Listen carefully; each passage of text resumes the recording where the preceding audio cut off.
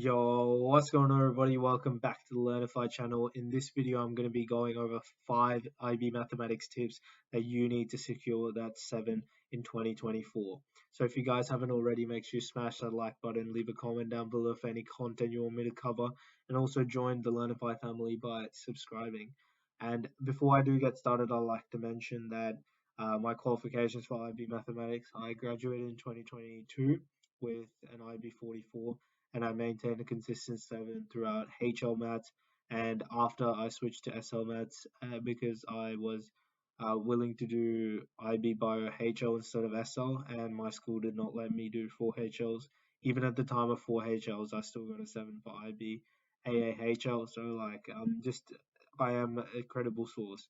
But just remember that what I'm going to say are going to be general tips, and I'm trying to make it as inclusive as possible because for some people, some techniques might not work. But yeah, without further ado, let's get started with tip number one. The first tip is all about the nature of maths itself. Well, you might think about maths as an understanding type of subject, which is very beneficial for the course of IB. So if you have different subjects, let's say for example biology, I knew that biology had a lot more memorization aspects to it than IB maths. Whereas maths is like a lot to do with understanding the way you solve a problem, and once you get that understanding, you don't really need to memorize it. And I think that some students, or some of my peers, fell into the trap of just trying to memorize the way you do an actual question and try and keep doing that. But then when the exam comes around, they have complex, unfamiliar questions and they stuff those up. So make sure you guys are studying for understanding, not memorization. Okay, what that means is you'll be able to tackle a question that you might not have seen before, and you're not doing it through memory, but just understanding topics itself. Now, this one is a very underrated tip. I think that in the HL and SL textbooks that you guys have given by your schools, there should be a checklist at the end of each chapter. Now, for me, studying was a bit last minute in terms of SL maths, HL maths as well for the most part. But after I switched to SL maths, I would spend most of my classes just doing random stuff unproductively, and I'd just do a lot of cramming towards the end in terms for maths, probably like the day before I'd be doing it. And the way I would do my study is go through the checklist and again check for understanding. Right now, what the checklist does is it makes you know whether you're missing anything, and also gives you enough to know that you're confident for the exam. So for me, when I'm checking that checklist off, I become more confident, thinking, oh yeah, I got this in the bag, and I don't miss anything that's going to be on the exam. So it's a mental thing, but also a literal thing in that you won't miss topics that are relevant to the exam. Yo, another tip is to get good at using the calculator. So if you're doing AI maths, it's really important. This is much more important for AI maths, but I'm saying it'll be just as like nearly like a 90% importance for AA maths as well. Because when you go into a calculator exam, a lot of the questions, if you don't have the calculator skills necessary, you're gonna stuff up, right? And I think that it's important to know how to do like lists, spreadsheets, all that stuff. It can get a bit boring, but just knowing the of how to do those things on your calculator can be really helpful in paper two. And for me, I had a teacher who taught AIHL, so he had all this checklist about how to do stuff on a calculator.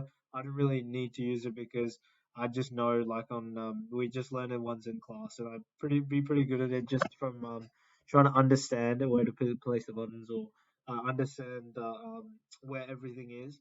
It's like let's say you buy a new Android phone or an Apple, like you switch from one to the other. It's like you're getting used to the interface, right? Because ultimately the calculator is going to be what's there on the exam with you, and you being more comfortable with that is going to help you so much more in paper two. It may not help in paper one, but a lot of people do struggle more in paper two. So I recommend getting used to using your calculator. The next tip is about how to save time when you're revising. So for me, what I would do again, like last minute revision, if I go through a chapter, I try and do in the textbook you have the colored questions, right? So you have non-colored questions, which are the easiest, then green questions, then blue. red, and then black in increasing order of difficulty. I try and do at least a couple red ones, probably not the black ones because they are a bit beyond the scope of the syllabus, but a couple of the red ones and maybe a few of the blue ones if I am a bit iffy on that topic. And after I'm done with that, I just call it a day for that chapter. And this helps me save a lot of time because generally the understanding that you cover in the green and white questions will be embedded in those red questions. So by doing the red ones, I cover all my bases. And last but not least, just like the calculator, you got to be familiar with your formula booklet. The formula booklet is something that stays with you in all of your exams, not just the ones you do in school, but also your final IB exams at the end of the day. So that's a constant. And by making ourselves more comfortable with the formula booklet, knowing where all the equations are, it'll help us a lot in our final exams.